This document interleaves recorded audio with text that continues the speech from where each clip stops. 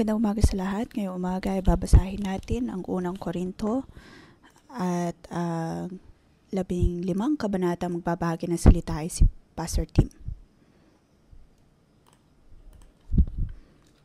Ito po ay tungkol sa problema na kinakaharap ng mga taga-Korinto.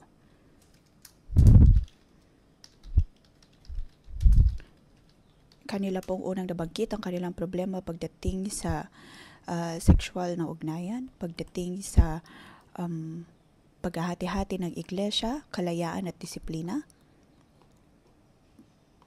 pagdating sa kanilang mga gawain at kung ano ang gampanin ng mga kababaihan. At ngayon naman po sa chapter 15 ay narito po ang mga katanungan tungkol sa muling pagkabuhay ni Kristo. Para sa atin po ngayon, sa atin bilang mga Kristiyano, sa ating pagbabasa po ng mga kabanatang ito, maaaring para sa atin ito ay kakaiba.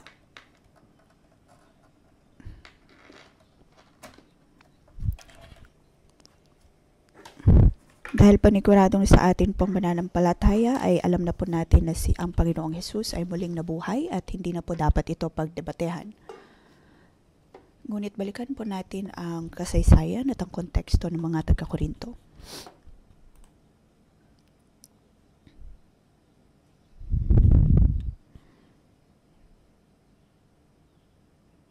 Doon ay 30 o kaya 40 taon na mula ng muling nabuhay ang Panginoong Hesus at hindi ito tinanggap ng karamihan sa mga tao di tulad po sa mga panahon natin ngayon. Lalo na ang iglesia sa mga taga-Korinto, ang iglesia ng mga Korinto ay labis na naapektuhan ng kultura sa Korinto.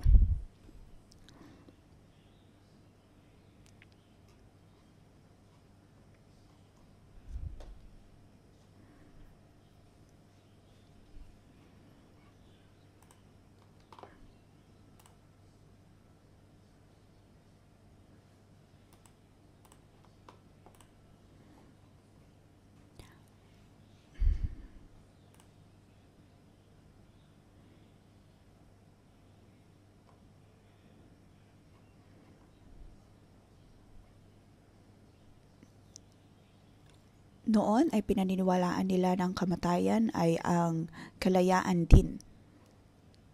At tanging sa kamatayan lamang na sila ay makakapunta sa mas mataas pang antas ng pagkabuhay.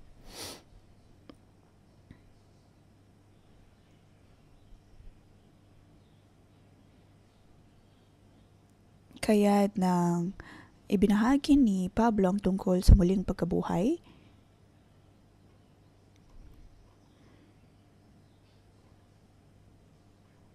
o nang nabanggit niya ang tungkol sa muling pagkabuhay ni Jesus,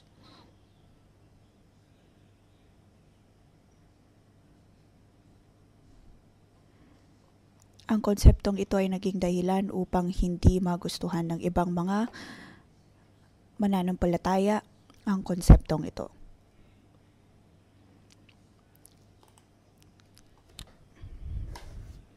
At ang iglesia nga noon ay labis na naapektuhan ng kulturang Grego.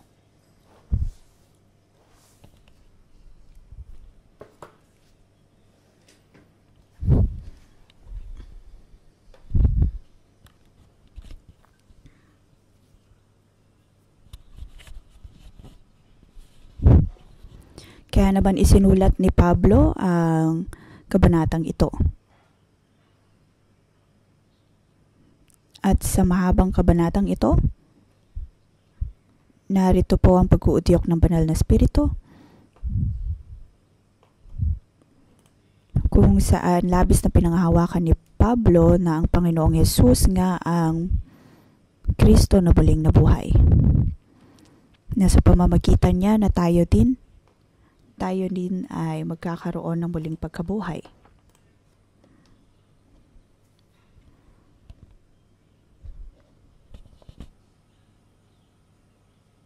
Ito ay upang ang mga namatay ay mabibigyan din ng ikalawang pagkakataon at muling mabuhay.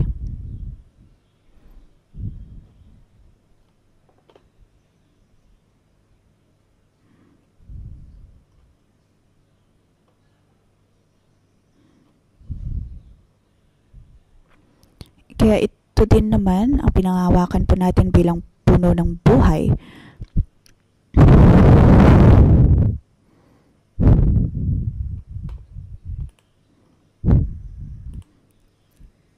Kaya naman sa umagang ito,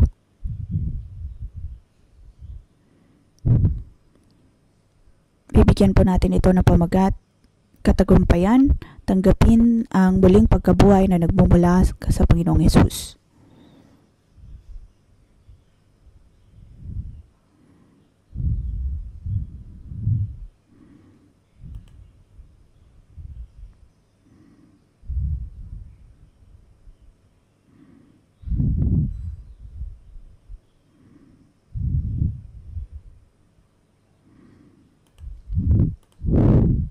Sabi dito mga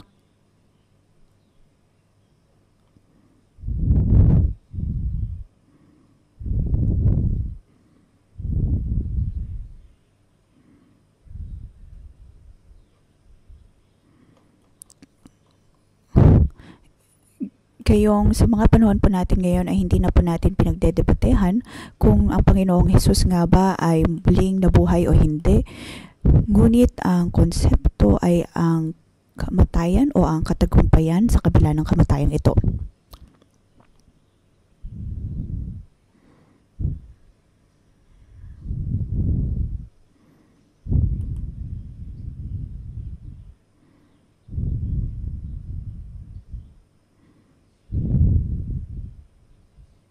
Ngayon ay hatiin po natin ang kabanatang ito sa 4 na bahagi. Una ay verse 1 hanggang 11.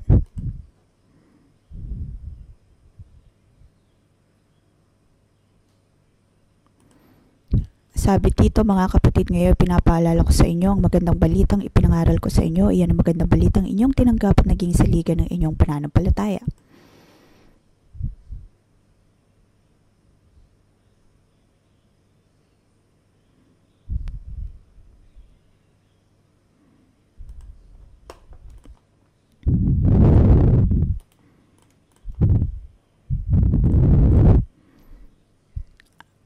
Ang mga kapatiran doon, kanyang sinasabi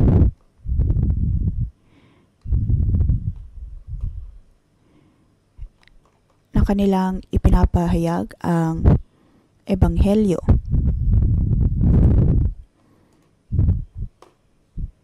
Ito ay upang ang kanilang pananampalataya ay hindi mapunta sa wala.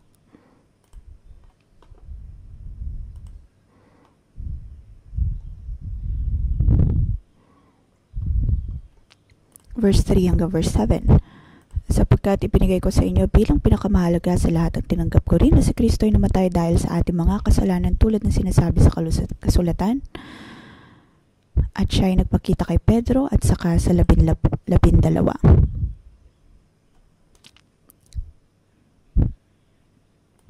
Kaya sa mga taga-Korinto dapat nilang maunawaan.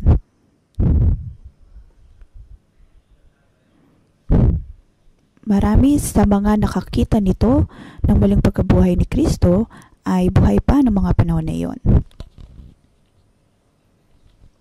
Kaya kung hindi pa nila sinasampalatayanan na ang Panginoong Hesus nga ay muling nabuhay, maaari nilang tanungin ang mga nakakita.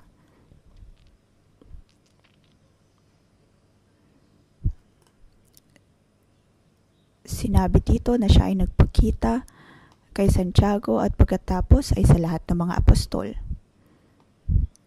Maging si Pablo ay hindi niya mismong nakita ang Panginoong Hesus.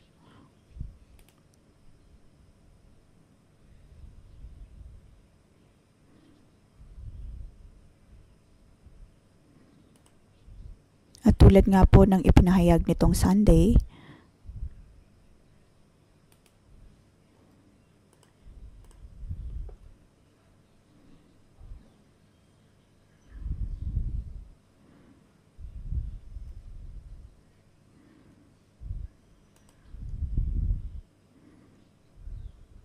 makikita natin dito na si Pablo, natanggap ni Pablo ang katotohanan ng muling pagkabuhay ni Hesukristo.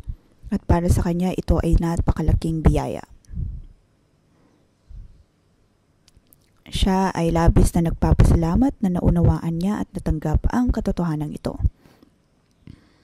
Verse 9 at 10, sabi po dito, sapagkat ako ang pinakahamak sa mga apostol ni hindi nga ako karapat-dapat tawaging isang apostol sapagkat inusik ko ang iglesia ng Diyos. Verse 10, ngunit dahil sa kagandaang loob niya, ako'y naging isang apostol at hindi naman nawala ng kabuluhan ang kaloob niyang ito sa akin.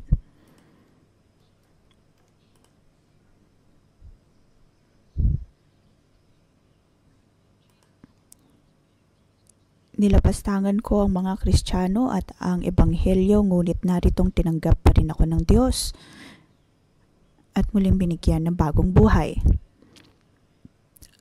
Ang lahat ng ito ay dahil sa kagandaang loob ng Panginoon, dahil sa kanyang biyaya.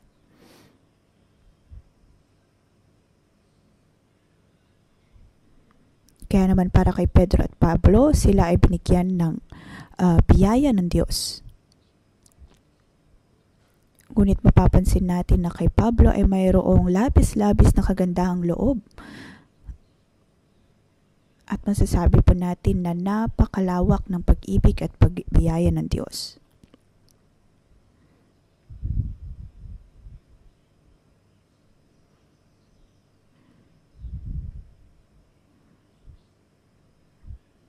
Ako ay labis na naantig habang binabasa po ang kabanatang ito. Dahil nakita ni Pablo kung gaano po kaganda ang kagandahang loob ni Jesus at nakita din niya ang kabutihan ng Diyos. Ito ay nagpapaalala din po sa akin bilang Kristiyano.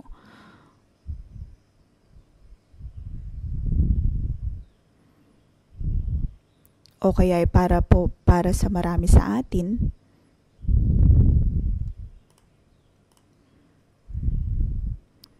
maaring doon tayo ay bata pa, tayo ay nag-aaral sa Kristiyanong paaralan.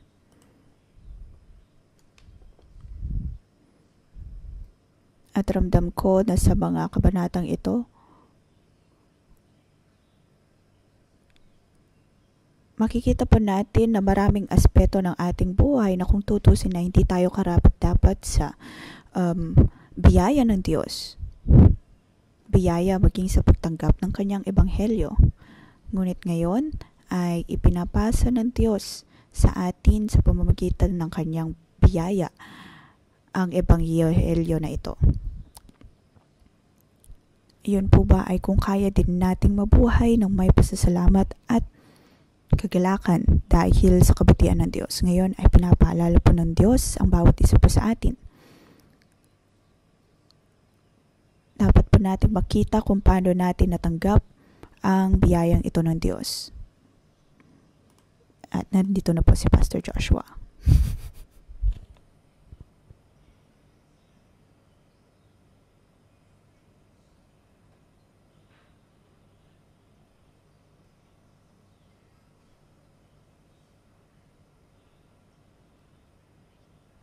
Purihin ang Diyos.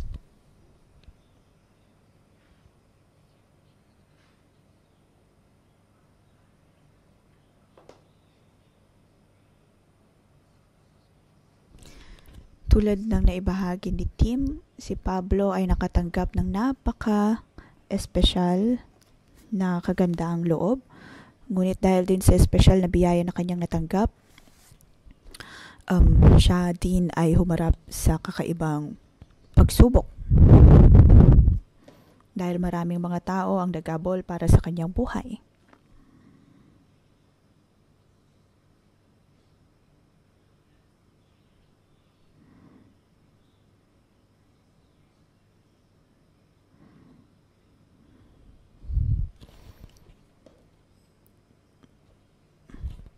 Minsan ay nabulag si Pablo, ngunit dahil sa pagkabulag niyang ito ay nakita niya ang presensya ng Diyos.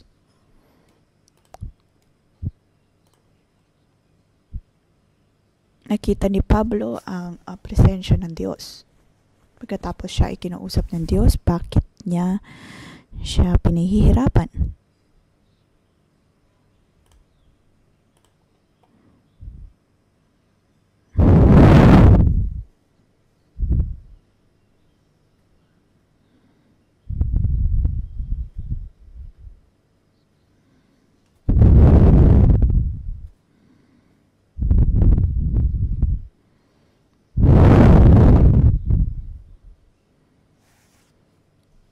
Naway tanggalin ng Diyos ang bawat nating kahirapan.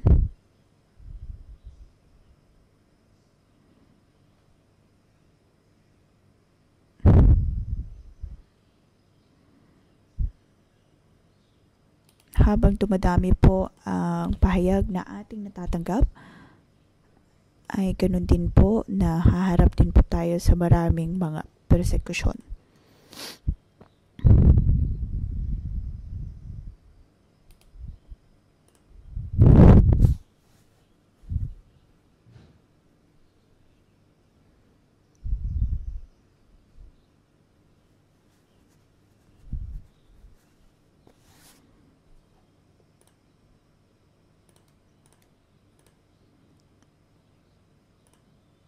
Maging mga mananampalataya ay hindi tinatanggap si Pablo.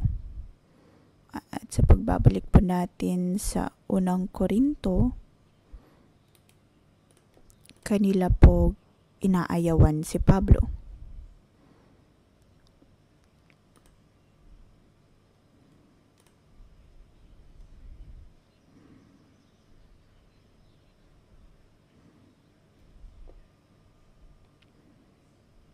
Ang mananampalataya noon ay hindi pinaniniwalaan ang ebanghelyo, kaya naman sinabi dito sa chapter 15. Sinasabi niya dito, nakita ko ang Diyos, nakita ko ang muling pagkabuhay ni Hesukristo.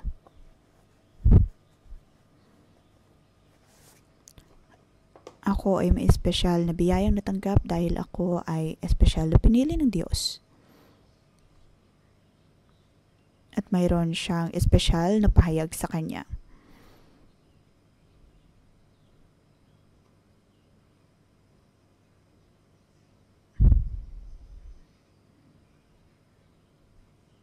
Kaya naman po dito sa verse 1, sabi dito, ngayon pinapaalala ko sa inyo magandang balitang ipinangaral ko sa inyo. Bakit niya ito kailangan sabihin? Dahil naipahayag na niya ito dati, ngunit marami pa rin ang hindi naniniwala.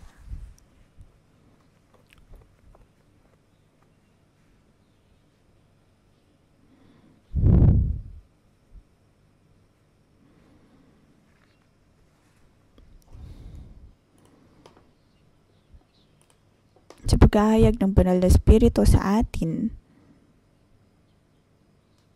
ang mga hindi naniniwala sa mga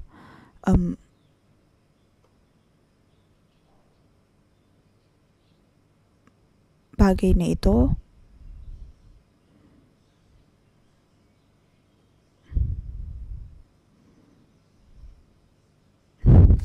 ay maaring hindi matanggap ito ng buo.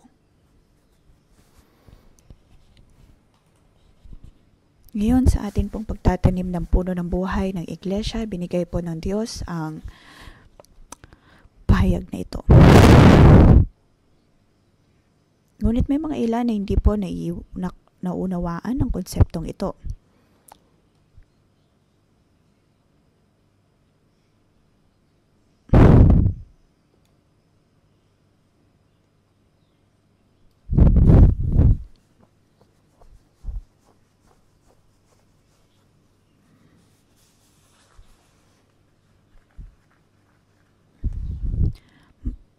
Maaring napakahirap na unawain ang misteryo ng kalangitan, katulad po sa kabanatang ito. Bakit hindi makapaniwala ang mga tao? Dahil hindi sila naniniwala sa konsepto ng muling pagkabuhay. Hindi nila maunawaan ang muling pagkabuhay ni Jesus, lalo na makita nila ito sa kalamnan.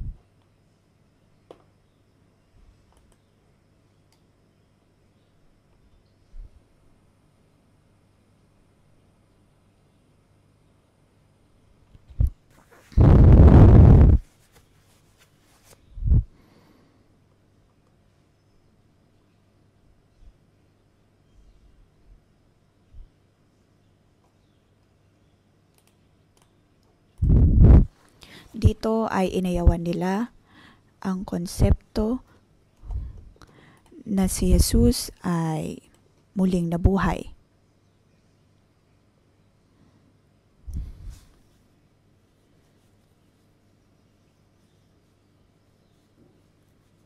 Ito po ang kanilang pinaniniwalaan.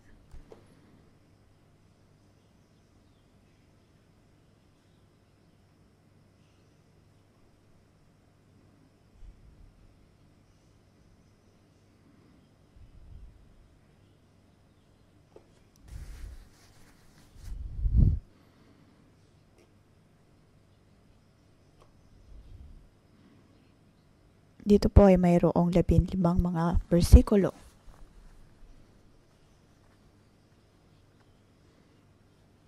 Ngunit ngayon nais kong ipahayag ang susi.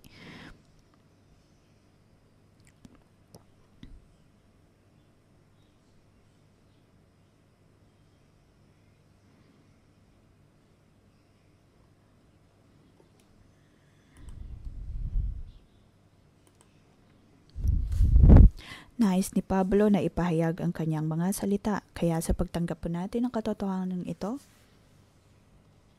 huwag po nating subukan na unawain ito ayon lamang sa ating lohika. At isipin na ito ay napaka-isipible. Math man, chemistry, physics. May mga pagkakataon na inuunawa natin ang Biblia, ang konsepto ng Biblia, katulad ng pag-aaral natin ng mga asignaturang ito. Ngunit tulad ng binabahagi natin sa puno ng buhay, dapat natin itong tanggapin ng may pananampalataya. Kung gagamitin lamang po natin ang ating sariling kaisipan, hindi po natin ito mauunawaan. Madalas tayo pa ay nagtatanong ano ang puno ng buhay. At akin pong naibahagi ang tungkol dito, ngunit naroon pa rin na patuloy ang pagtanong ng maraming tao. Halimbawa, nang pag-usapan natin kung bakit ang mga kababaihan ay dapat na magpasakop sa kanilang asawang lalaki,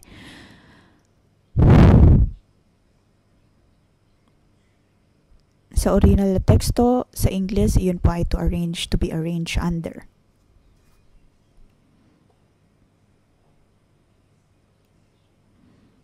Ang pagpapasakop na kahit ano pa man na mangyari, ikaw ay mabubuhay kasama ng iyong asawa at magpapasakop sa kanya.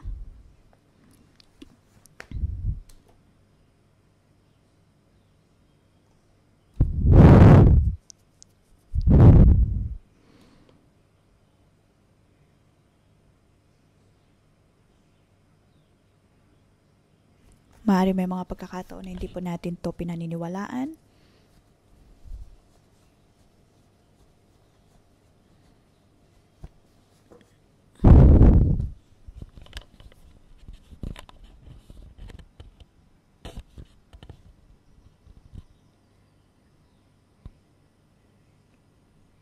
Kaya naman may pag-iisip tayo na hindi tama kung ano man ang ibinabahagi ni Pastor Joshua.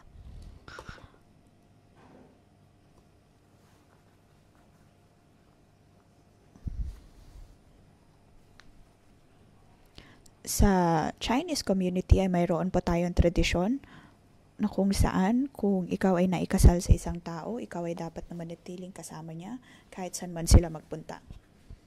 At pagdating kay Sarah ay ganun din.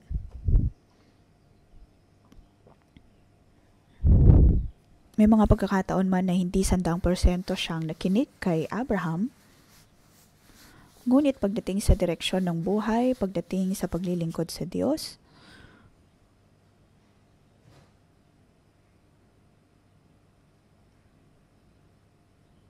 magpunta man Hilaga, Kanluran, sila ay magkasama.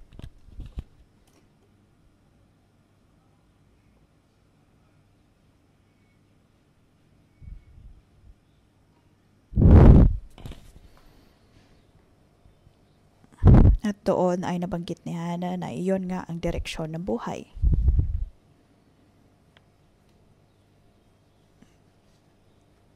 Kahit na napakaraming mga desisyon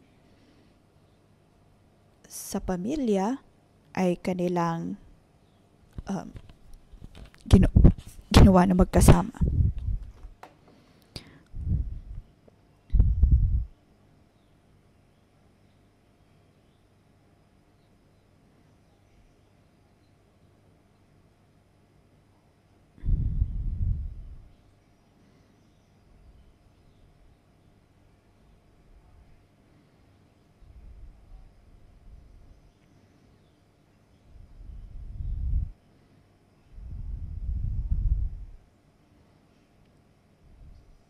Sa mga panahon po natin ngayon, nangyayari po ito na sa tuwing nakakatanggap po tayo ng mga pahayag, tayo ay hindi makakilos o kaya hindi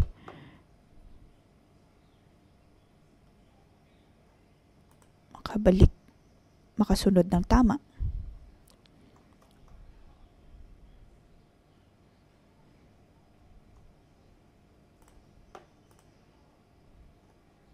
Verse 12 hanggang verse 19.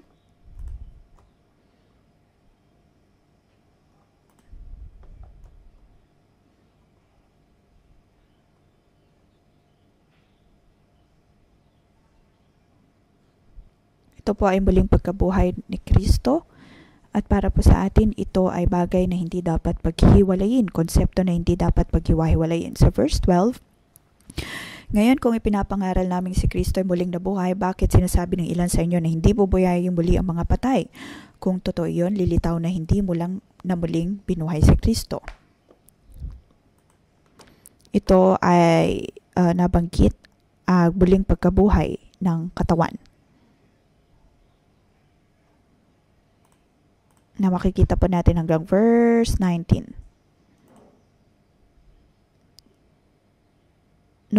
Kung walang muling pagkabuhay ng patay, ay wala ding muling pagkabuhay ni Kristo.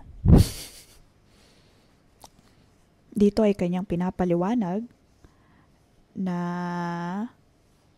ang konsepto ng muling pagkabuhay mula sa kamatayan at muling pagkabuhay ni Kristo ay hindi po magkahiwalay.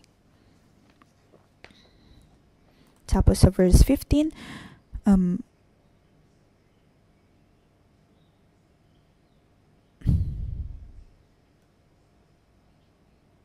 verse 19, kung ang pag-asa natin kay Kristo ay para lamang sa buhay na ito, tayo ng pinakakawawa sa lahat ng tao.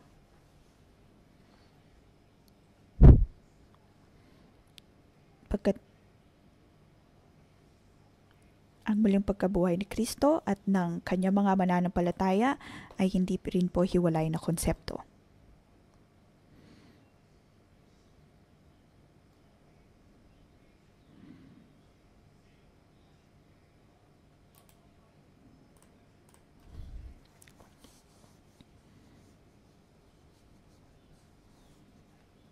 Dito po ay mayroong tamang pagkakasunod-sunod ng prioridad. May mga ilan na naunang nangyari tulad na sa verse 21 hanggang 22.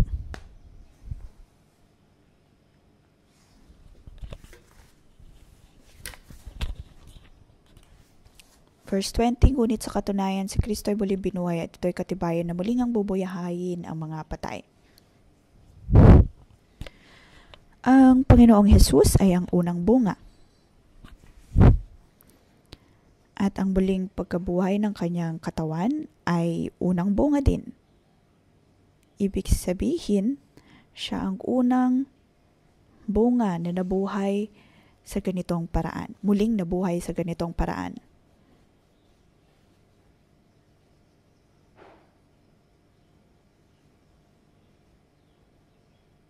Ang kanyang katawan ay muling nabuhay pagkatapos ay kumain kasama ng mga disipulo.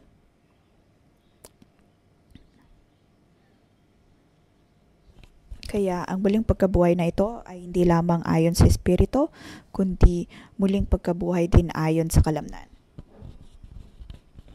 Kaya naman si Jesus ang sinasabing unang bunga ng muling pagkabuhay. At atin din pong sinasabi sa verse 23 hanggang 28,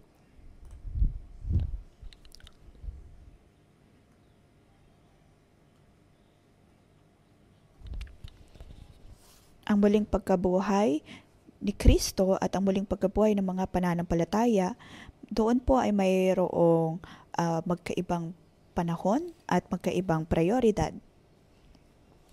Tulad ni Kristo,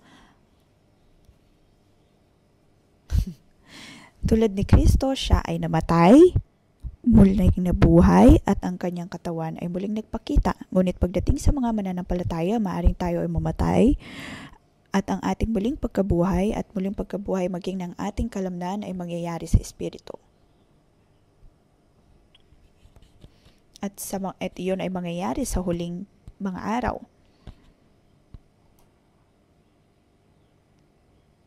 Verse 23. Ngunit ang bawat isa ay may kanya-kanyang takdang panahon, si Kristong pinakauna sa lahat, pagkatapos ang mga kay Kristo sa panahon ng pagparito niya.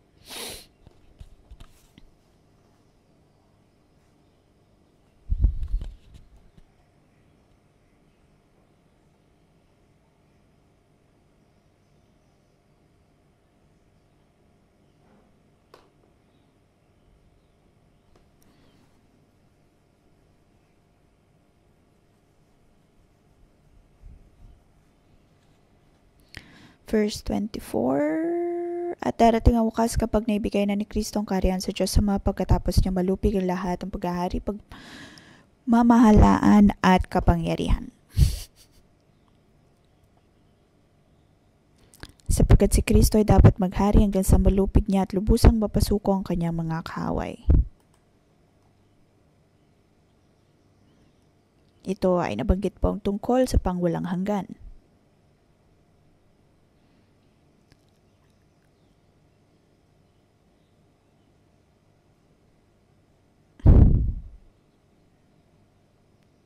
Tayo po ay na kay Kristo. Siya ang ating ulo at tayo ang bahagi ng kanyang katawan. Tayo po ay kanyang tinawag at pinili.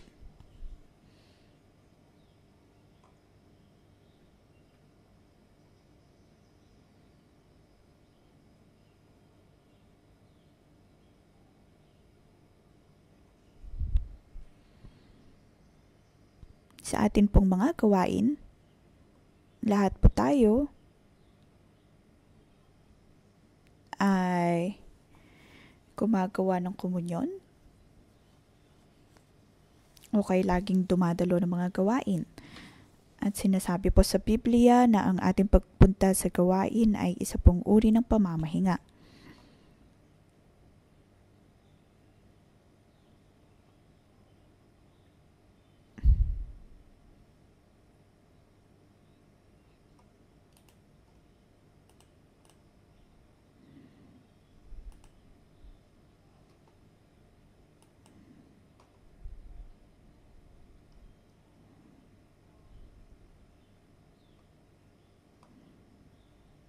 Verse 25, sapagkat si Kristo ay dapat maghari hanggang sa malupig niya at lubusang mapasuko ang kanyang mga kaaway. Lahat ng kaaway, maging kamatayan,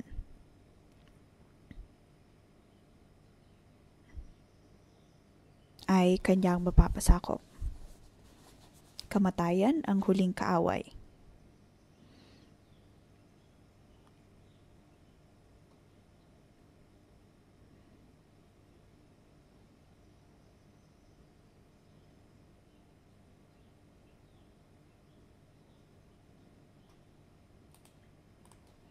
Kaya naroon po ang muling pagkabuhay.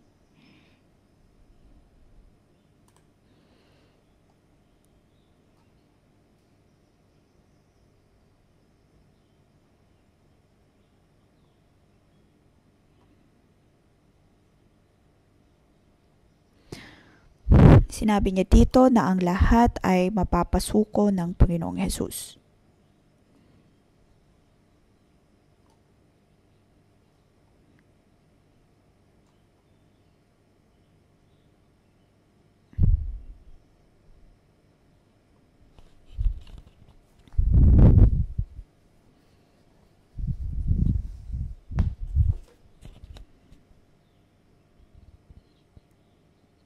Dito pinapakita ni Pablo kung paano ang buhay na walang hanggan.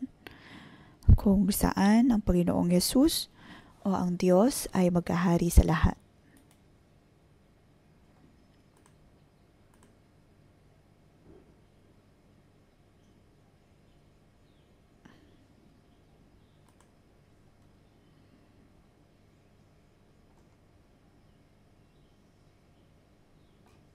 Nabanggit kung bakit mayroong muling pagkabuhay. Nagbigay siya ng ilang mga halimbawa. pagdating sa kanyang mga karanasan. Tignan po natin ang verse 30. Sabi po dito, at bakit pa kami nalalagay sa panganib sa lahat ng oras? Walang araw na di ako nabibingit sa kamatayan. Sinasabi ko ito sapagkat ikinararangal ko kayo alang-alang kay Kristo na ating Panginoon.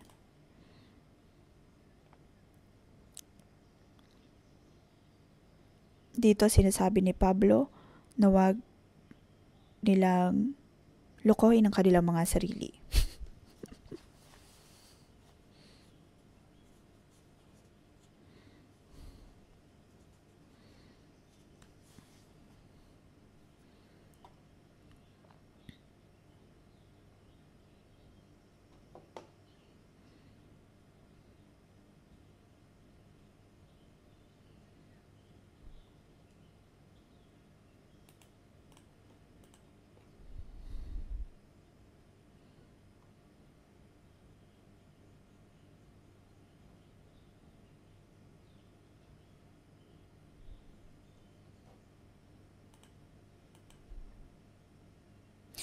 Hindi dapat sila magpapasakop o kaya ay maoopektuhan ng kasamaan ng kanilang mga nasa paligid.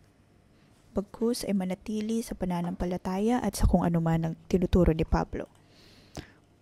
Sabi dito, huwag kayong paloloko, ang masasamang kasama ay nakakasira ng mabuting pagkatao, magpakatino kayo at talikuran pagkakasala. Ang iba sa inyo ay hindi kilala ang Diyos, sinasabi ko ito upang mapahiya kayo.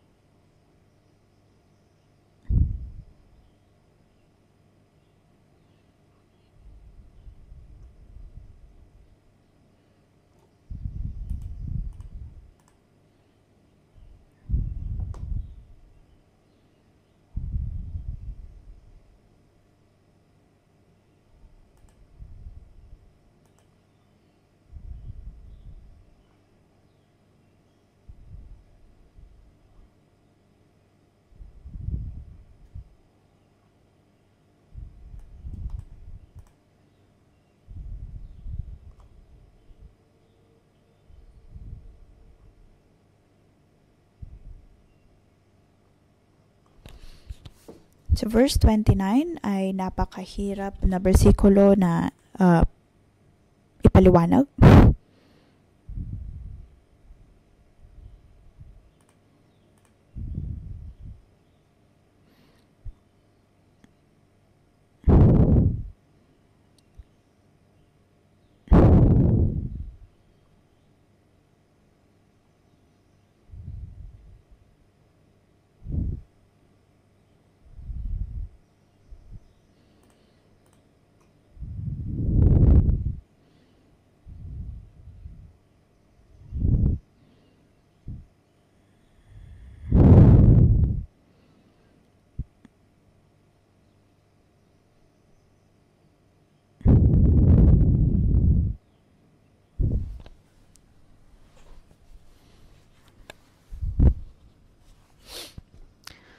Mayroon silang mga paniniwala na hindi po natin maunawaan.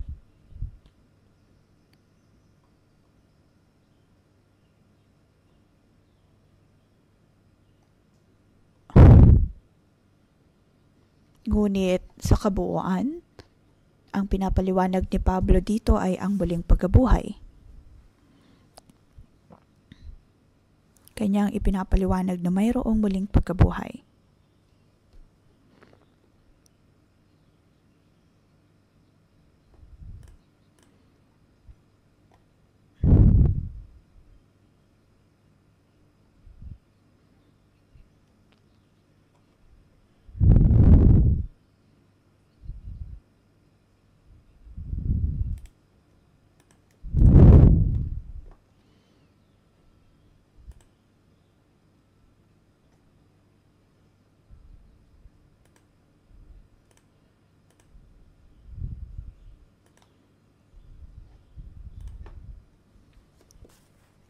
Ngayon, sa verse 35 hanggang sa matapos.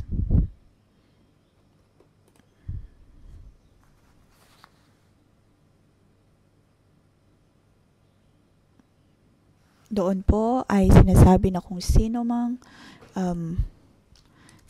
tumatangki sa konsepto ng muling pagkabuhay ay mga hangal at hindi nakakaunawa. At kung hindi nila ito paniniwalaan, hindi rin nila maunawaan ang muling pagkabuhay ni Kristo.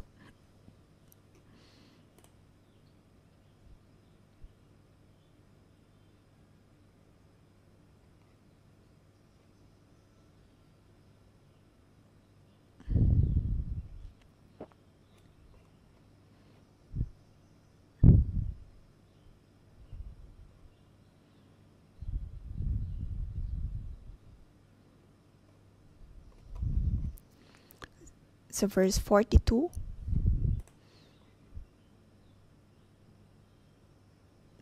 hanggang sa verse 44.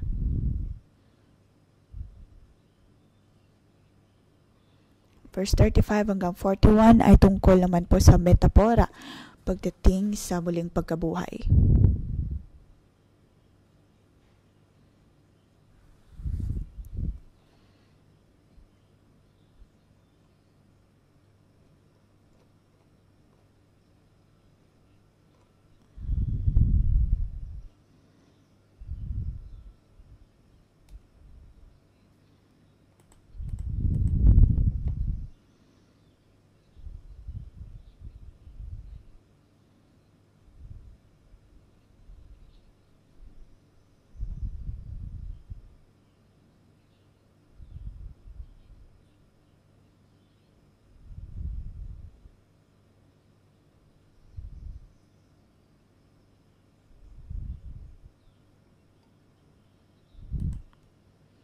Na ituro po ni Pablo dito ang tungkol sa muling pagkabuhay. Verse 38, ang Diyos ang nagbibigay ng katawan sa binhing iyon ayon sa kanyang kagustuhan. Bawat binhi, binibigyan niya ng angkop na katawan.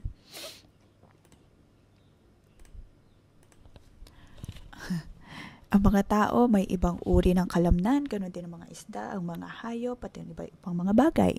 Kaya naman sa verse 40, sabi doon, may mga katawang panlangit at mayroon namang panlupa. Iba ang kagandahang panlupa at iba ang kagandahang panlangit. Ibang liwanag ng araw, iba naman ang liwanag ng buwan, at iba rin ang ningning ng mga bituin, at maging ang mga bituin ay magkakaiba ang ningning. Dito ay naibahagi po niya ang mga metaporang ito. At sa verse 42, ganyan din sa muling pagkabuhay ng mga patay, ang inilibing ay mabubulok ngunit hindi mabubulok kailanman ang muling binuhay.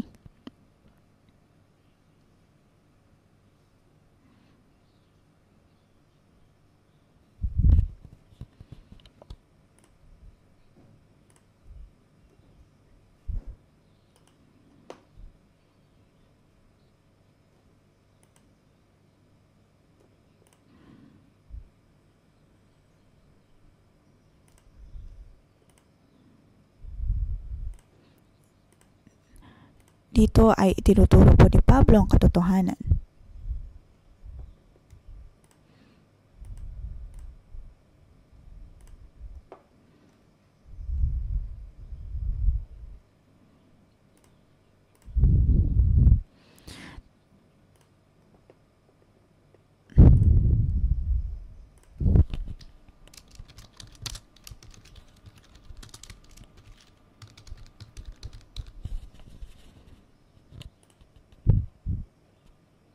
Bago pa man ang muling pagkabuhay, ang katawan ay magkakaroon din ng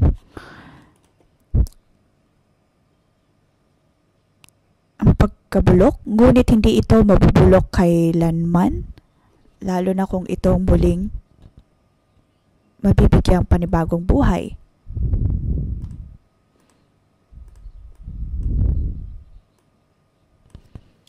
Atin pong naunawaan na atin pong katawan ay maaaring mabubulok, ngunit hindi ito magpakailanman dahil tayo ay mabibigyan ng ikalawang buhay.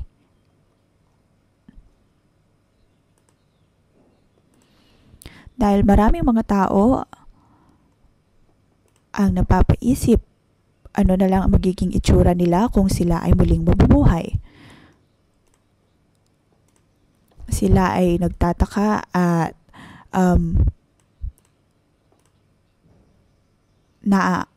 nagagambala kung ano magiging itsura nila kung sila man ay muling mabubuhay.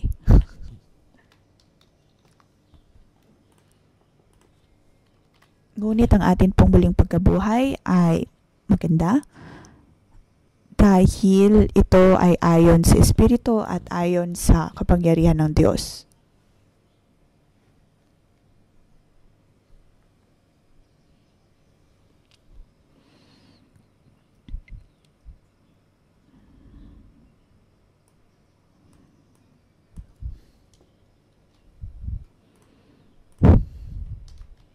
Kanya pong ibinabahagi dito sa verse 45. Ang unang tao si Adan ay nilikhang binigyan ng buhay. Ang huling Adan ay espiritong nagbibigay buhay. Ito po ang kapangyarihan ng Diyos. Tayo ay magkakaroon ng ganitong pagbabago.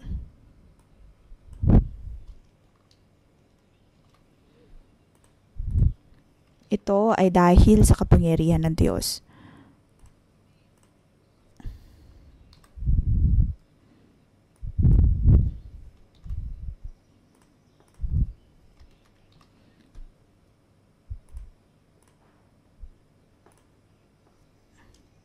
Sa Panginoong Yesus, tayo ay mabibigyan ng ikalawang buhay at ng panibagong buhay. Dahil siya din ay muling nabuhay, nagkaroon ng panibagong katawan. At ganoon din po sa atin. Maaring noon ay magiging katulad din tayo ni Adan. Ngunit kay Kristo, tayo ay mabibigyan ng buhay, mabibigyan ng panibagong katawan.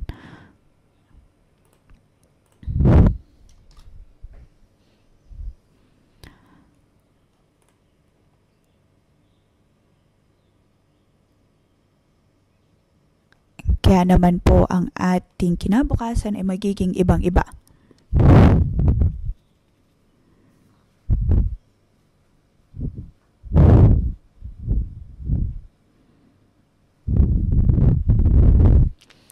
Verse 20.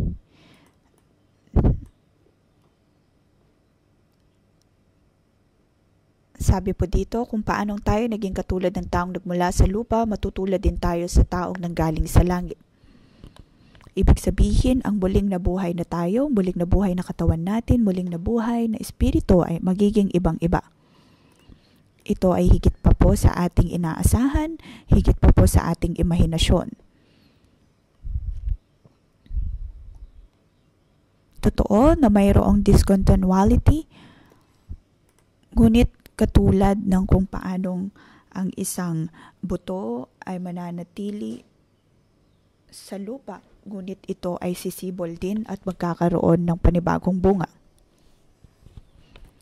Maaring hindi po natin ito maunawaan ayon sa ating sariling kaparaanan, ngunit magagawa natin ito ayon sa banal na Espiritu.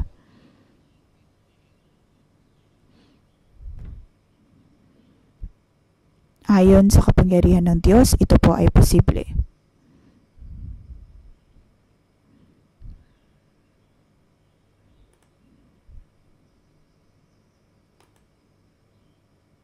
Ang lahat ay ayon sa kapangyarihan ng Diyos.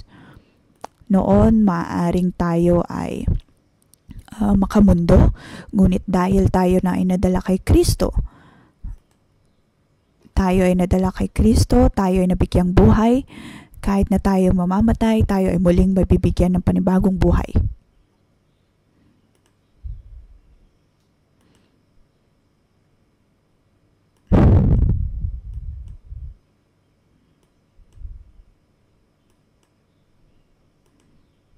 Ang atin pong pagkakakilanlan ay mananatili.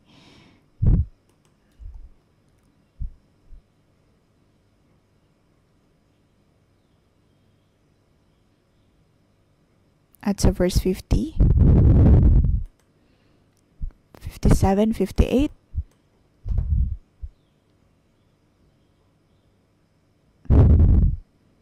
maring iba ang sinasabi nito. Ngunit ito pa rin ay parte ng katotohanan na ibinabahagi ng Diyos.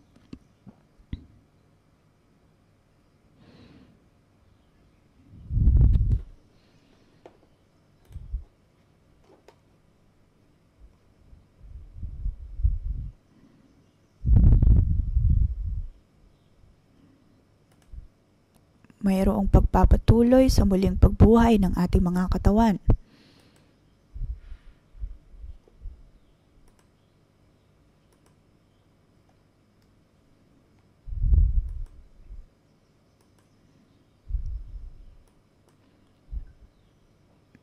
Dito sinasabi po ni Pablo,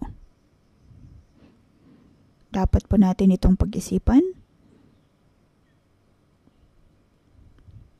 Nais ng Diyos na tayo ay maging mga puno ng buhay, maging hari ng mga pari, o maging kaharian ng mga pari.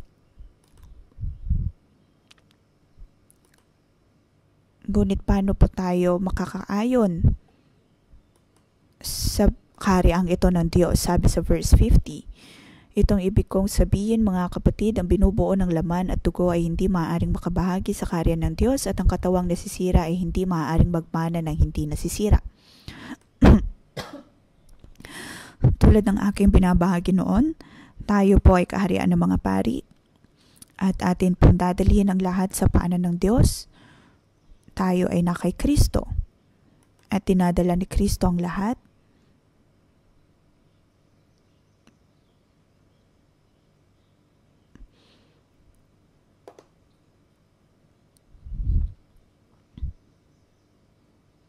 At ang Diyos abang nasa langit, ang Diyos ng lahat.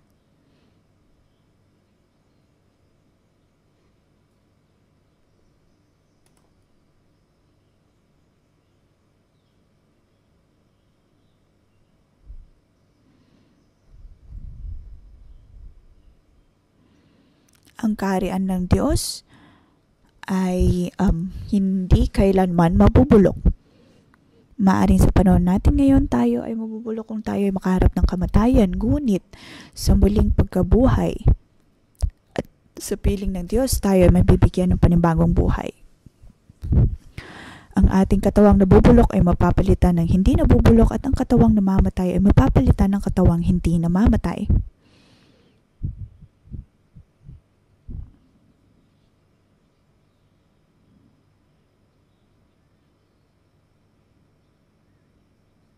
Kaya naman kung maaring tayo ay malibing matapos ang kamatayan sa mundo, ngunit iyon ay magiging daan upang magkaroon ng panibagong buhay sa Espiritu at sa presensya ng Diyos.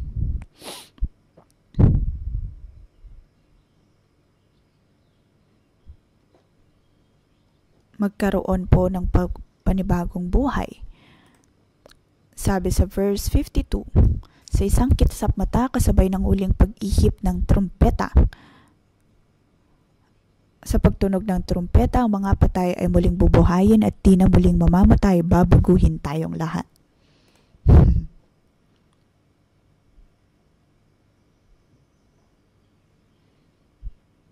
Ngayon, ito po ay uri ng continuality.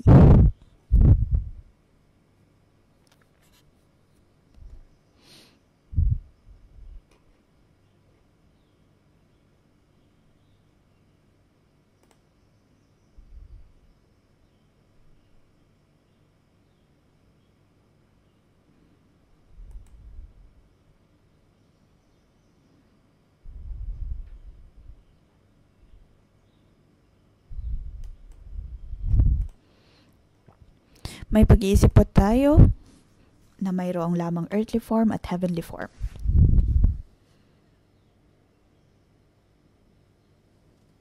Ngunit paanong ito ay magiging isang katawan? Iyon ay ayon lamang sa kapangyarihan ng Diyos. Diyos ang magpapabago. Diyos ang magpapabago ng isang bagay na nabubulok upang maging isang bagay na pangwalang hanggan.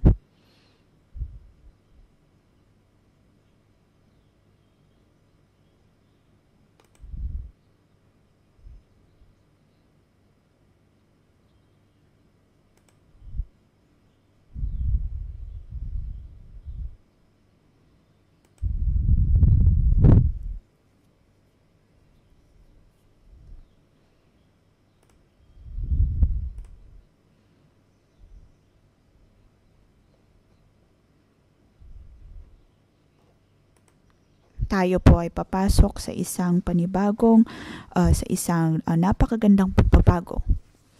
Ang pagbabago ng ating katawan na maging isang sisidlan na pangwalang hanggan.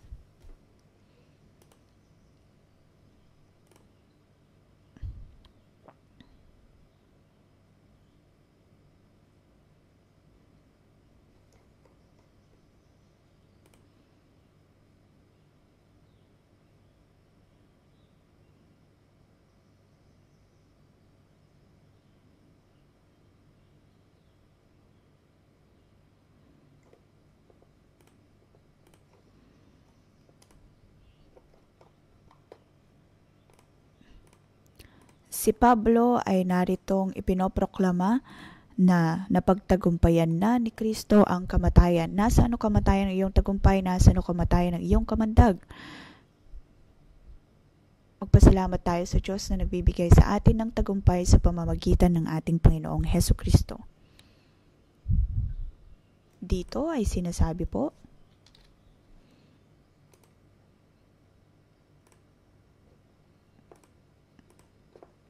na ang ating katawan sa lupa, katawan sa mundong ito ay maaaring may hangganan, ngunit sa Diyos, naroon ang pag-asa at tayo ay mabibigyan ng katawan na pangwalang hanggan.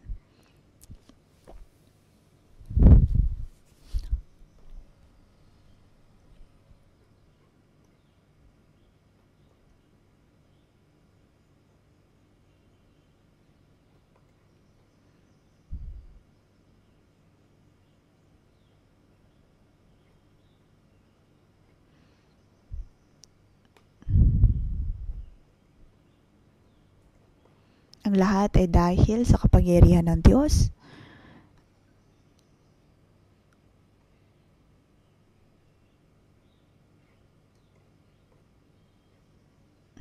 At sa pagtunog ng mga trumpeta, tayo ay mabibigyan ng panibagong buhay. Sa atin pong imagination,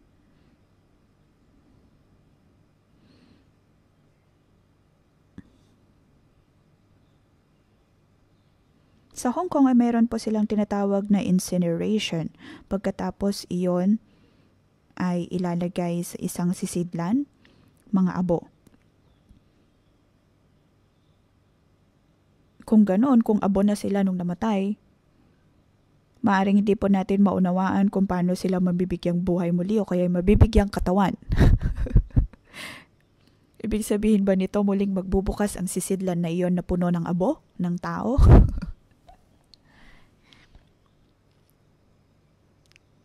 Pagkatapos tayo ay darating kung saan ang espiritu natin ay nakasuot ng mga puting damit kasama si Kristo.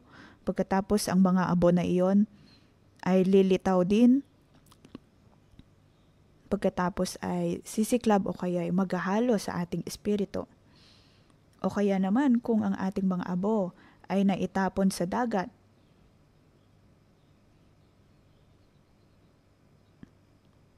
maaring lilitaw muli iyon at mayahalo sa ating espiritu. Maaring napakahirap intindihin ang bagay na ito dahil sa discontinuity na tinatawag dito. Ngunit naniniwala po tayo sa kapangyarihan ng Diyos ayon sa kanyang kapangyarihan na tulad ng isang buto na naitanim o kaya'y nailagay sa lupa.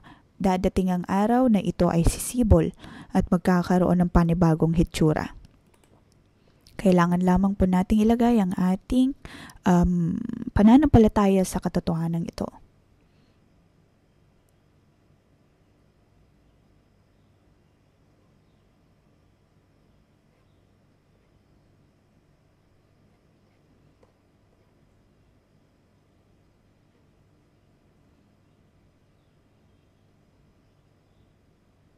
Ang lahat ay ayon sa kabutihan ng Diyos. Ngunit kasama ng kabutihan niyang ito ay dapat po natin itong samahan ng pananampalataya at ng pagkilos.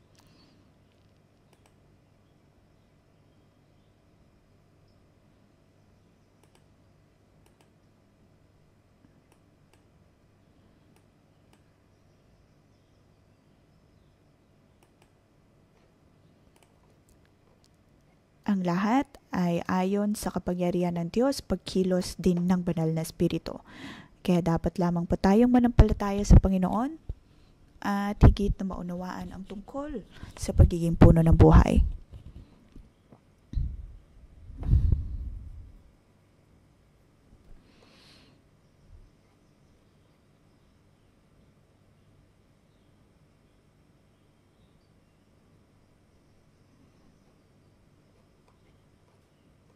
Atin pong siyasatin ang lahat na ito sa ating pong higit na pagbabasa ng Biblia ay mas marami pa pong ipapahayag ang Diyos sa atin. Amen.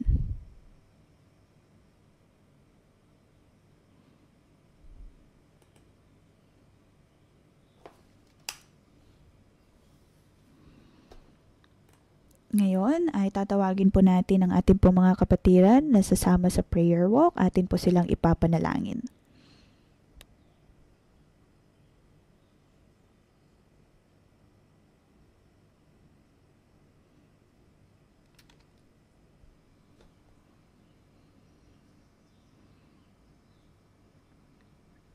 Naway matanggap ng bawat isa ang kapangyarihan, magkaroon ng kapangyarihan. Panginoon, naway pagpalain mo ang bawat isang narito, ang iyong kapangyarihan ang sumama sa kanila. Sila ay mapupuno ng iyong kapangyarihan, naway ang iyong dugo o Diyos ang bumalot sa kanila.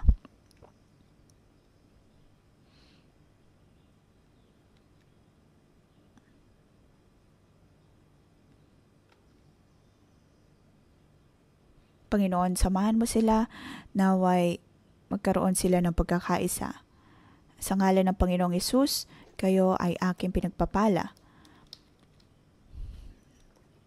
At inyong magagawang lahat ayon sa pananampalataya, ayon sa kapangyarihan na nagbumula sa Diyos. Amen.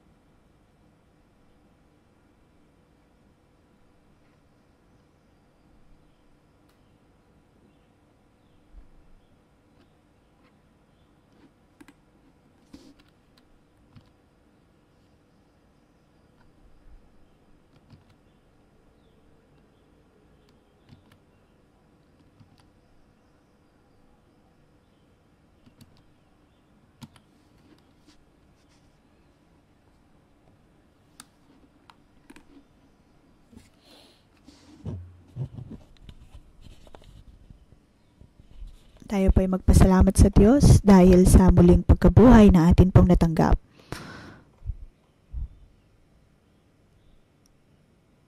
Tayo po ay magpasalamat sa Diyos dahil ang muling pagkabuhay ay atin pong natanggap. Tayo po ay magpasalamat sa Diyos. Purihin po natin ang Diyos. Purihin ang kapangyarihan na nagmumula sa Kanya. Hallelujah!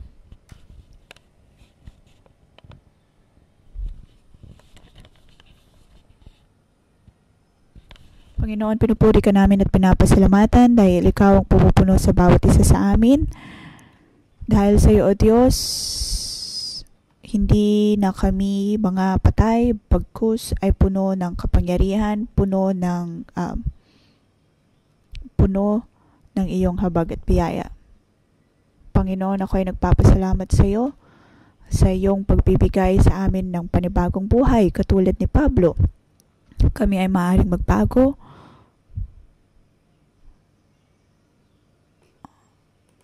Ang lahat ay dahil sa iyong kabutihan.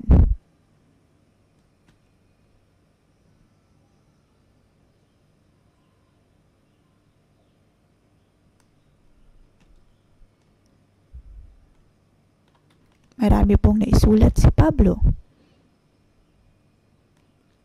Ngunit may mga pagkakataon na kahit sa pagbabasa po natin ito ay hindi natin ito maunawaan. Ngunit ayos lang po yun. Tayo po ay manalangin.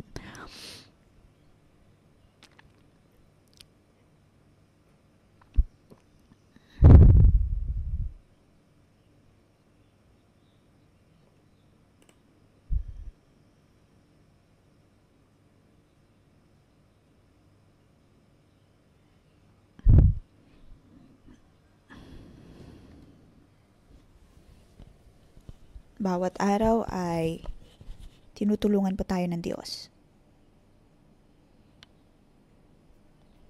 Bawat araw ay nararanasan po natin ang presensya ng Diyos.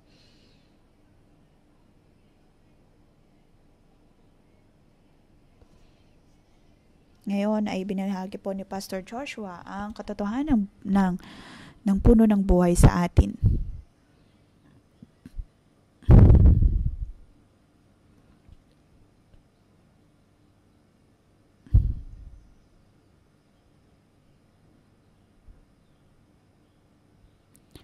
Panginoon, ang amin pong espiritu ay naritong bukas sa iyo. Ikaw ang Diyos na muling nabuhay. Panginoon, baguhin mo kami at tulungan mo kami.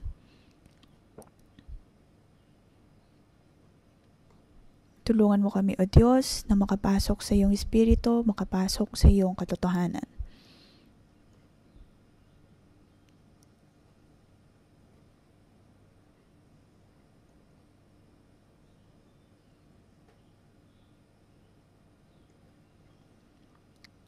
Tanggalin mo, O Diyos, kung ano man ang mga bagay na nagiging balakid sa amin pong espiritu.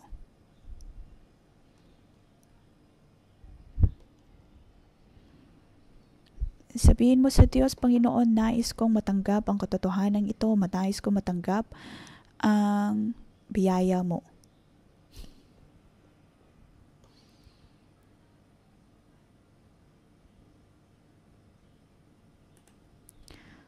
Panginoon, pinupuri kita at pinapasalamatan. Ang lahat ay dahil sa iyong kabutihan, dahil sa iyong muling pagkabuhay.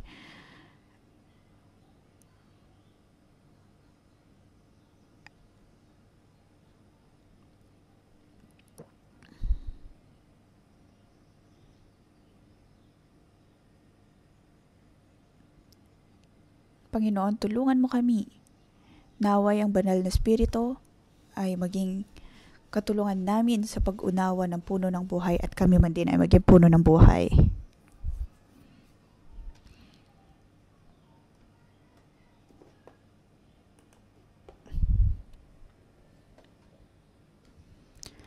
Tulungan mo kami, O Diyos, na magkaroon ng katagumpayan. Amin kang matatanggap at matanggap ang lahat ng ito ayon sa Espiritu.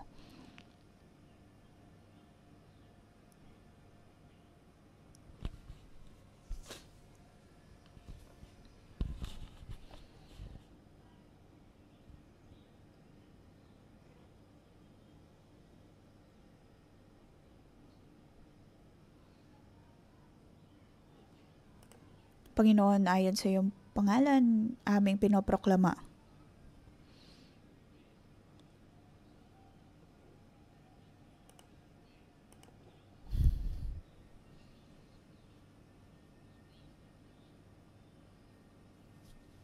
Na sa iyo mayroon kaming panibagong buhay.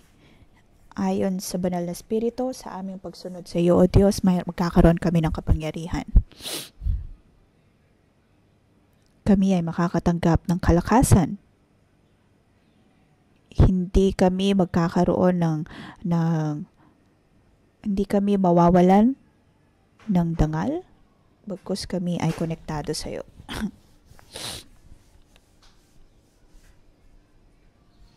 Ang iyong karangalan, ang iyong kalwalatian, O Diyos, ang siyang makikita sa aming buhay. Panginoon, nawa ang iyong kapangyarihan ang siyang aming matanggap.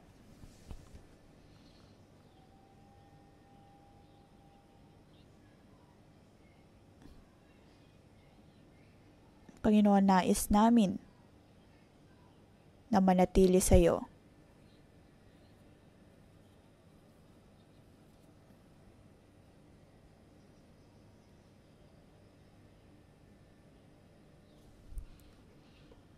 Panginoon, naway matanggap ka namin. Hallelujah.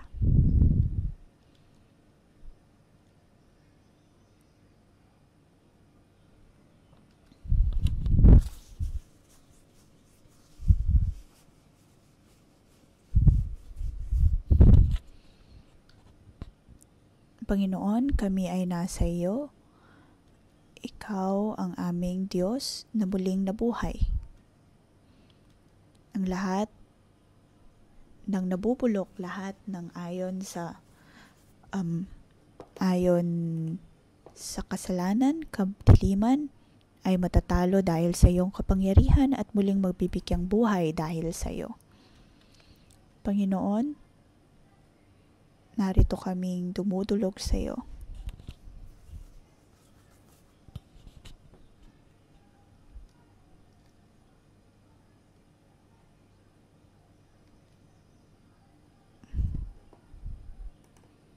Panginoon, naway matanggap namin ang iyong Espiritu. Ikaw ang Diyos ng mga Diyos, Hari ng mga hari. Ikaw ay higit pa sa lahat.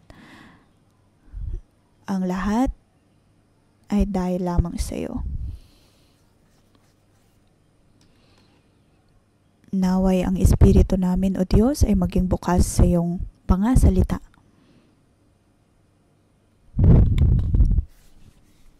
Hindi namin hahayaan na lohika ang siyang maghari sa amin.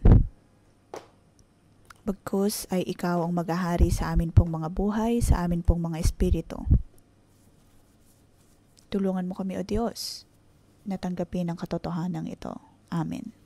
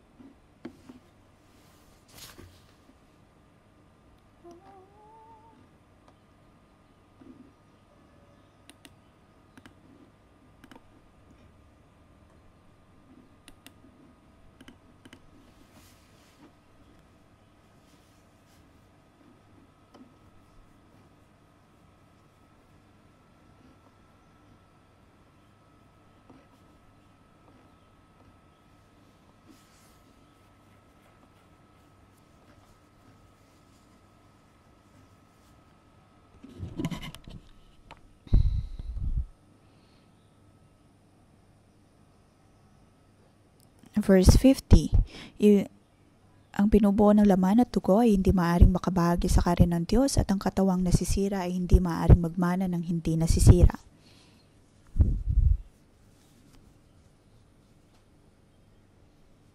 Ito ay isang misteryo, isang hiwagang sinasabi ko sa inyo, hindi lahat tayo ay mamamatay ngunit lahat tayo ay babaguhin.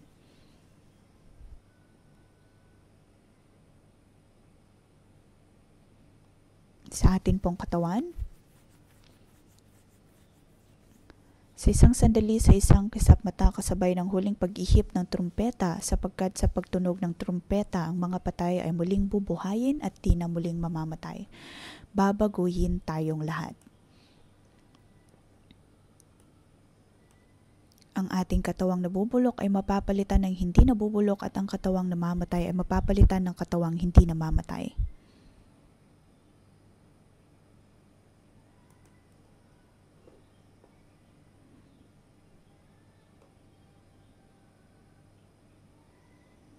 Kaya naman aking mga kapatid, mga kapatiran,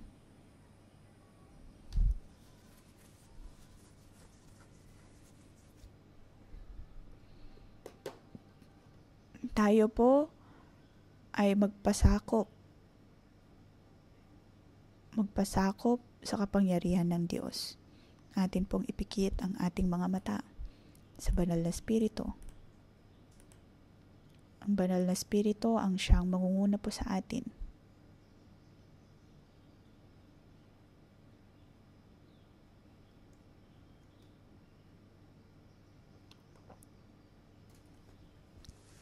Ang atin pong katawan ay magbabago.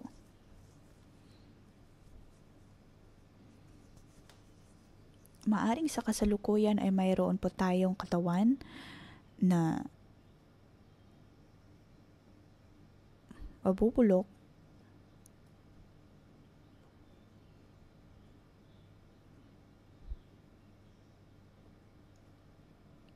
ngunit sa isang kisap mata,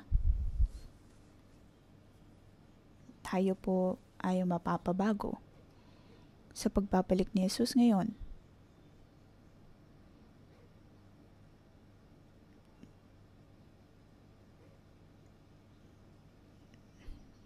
Tayo ay mapapabago.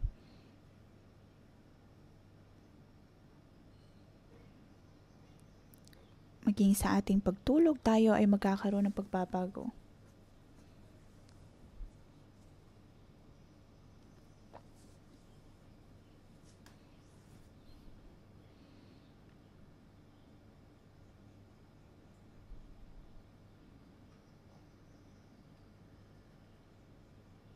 Ang katawang ito at ang ating din pong katawan sa mga susunod o sa kinabukasan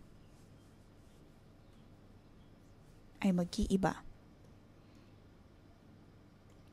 Tayo po ay makakaranas ng pagbabago. Ang lahat ay ayon sa banal na Espiritu. Kaya naman ngayon sinasabi ni Pablo po sa atin, dapat po tayong maging matatag at huwag hahayaan na kaaway ang manatili sa atin.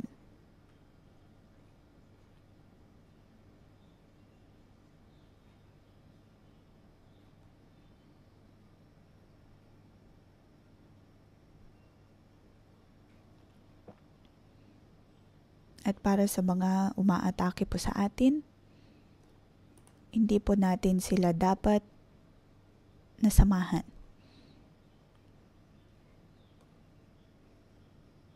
Dahil magiging dahilan lamang po ito upang tayo ay maapektuhan. Maniwala tayo sa kapangyarihan ng Diyos. Banal na Espiritu, naway tulungan mo kami na paniwalaan ang kapangyarihan ng Diyos. Kami ay mabubuhay hindi ayon sa aming sariling kaalaman, bagkus ay mabubuhay ng may pananampalataya at maniniwala sa iyong kapangyarihan, na siyang magbibigay sa amin ng panibagong buhay. Dahil sa iyo, O Diyos, kami na ay mayroong kapangyarihan kahit pa laban sa kamatayan.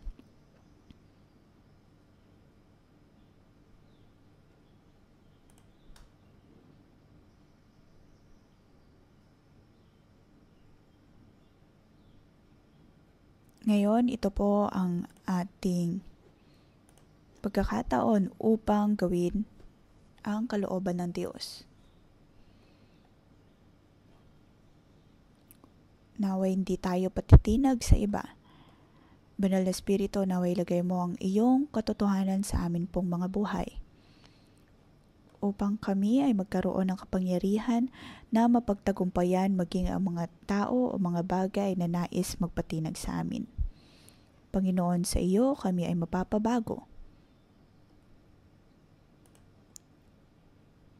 Tulungan mo kami, O Diyos, na maging tunay na maharlikang pari. Kami ay magkakaroon ng kapangyarihan at katagumpayan kahit laban sa kamatayan. Panginoon, palakasin mo kami.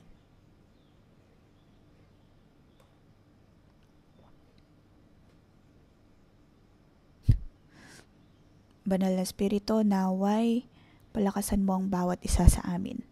Magkaroon ng kapangyarihan,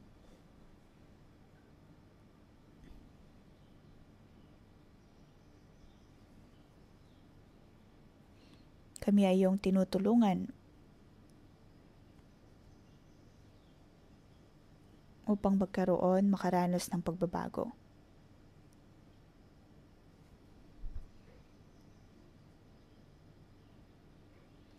Panginoon, tulungan mo kami na makita ang iyong kapangyarihan. Kami ay muling mabibigyang buhay kasama mo. Sa pagkakataong ito, Diyos, maaaring nakikita namin na ang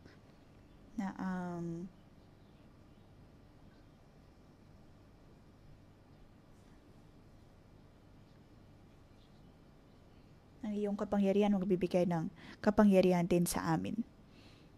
Panginoon, ilayo mo kami sa lahat ng mga pagsubok, lahat ng mga tukso ng kaaway.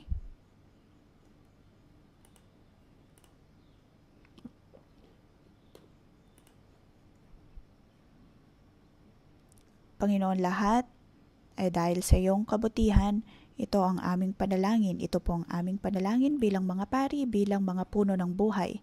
Sa ngalan ni Jesus, Amen. Dito po nagtatapos ang ating pangumagang debosyon. Magandang umaga.